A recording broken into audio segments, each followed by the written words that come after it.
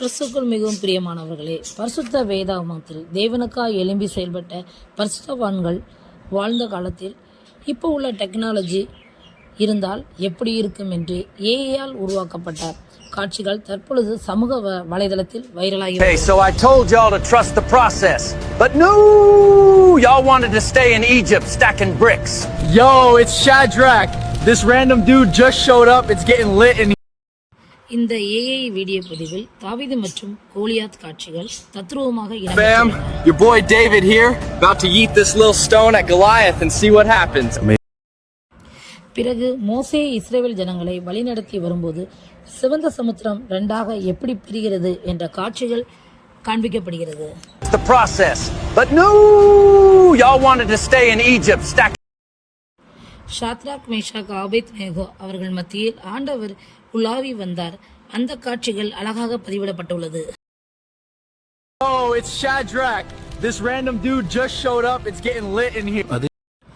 நோவா காலத்தில் தேவன் ஜலப்பிரயத்தை ஏற்படுத்தும் முன்பு பேழைக்குள் விலங்குகள் பறவைகள் ஜோடு ஜோடாக ஒவ்வொன்றாக ஏறுவதை போன்ற காட்சிகள் ஏஐயால் உருவாக்கப்பட்டுள்ளது. The horse is in the back. Horse tack is attached. Hat is matte black.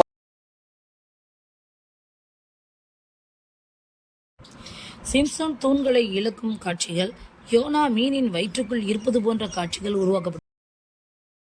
I would like to formally apologize to God, the sailors, and this whale. தானியேல் சிங்கக்கெபிக்குள் போடப்பட்ட போது சிங்கங்கள் அமைதியாக இருப்பது போன்ற காட்சிகள் அழகாக நேர்த்தியாக தத்ரூபமாக எடுக்கப்பட்டுள்ளது. Welcome to my crib. That one's asleep. That one's just staring at me. Honestly, they're kind of chill. But I'm whispering because I really don't want to wake the angry one. Morning, folks. Still here? பரிசுத்தவான்களின் வாழ்க்கை காட்சிகள் AI மூலம் உருவாக்கப்பட்டுள்ளதை பார்க்கும் பொழுது மிகவும் அழகாகவும் ஆச்சரியமாகவும் உள்ளது.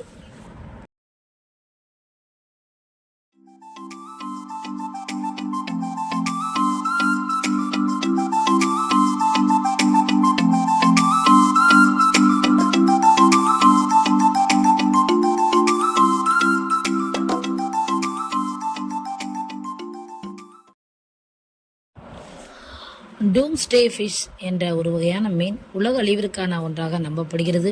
இந்த மீன் மீனவர்களின் வலையில் சிக்கியுள்ளது. இது பேராபத்திற்கான அறிகுறியாக காணப்படுகிறது.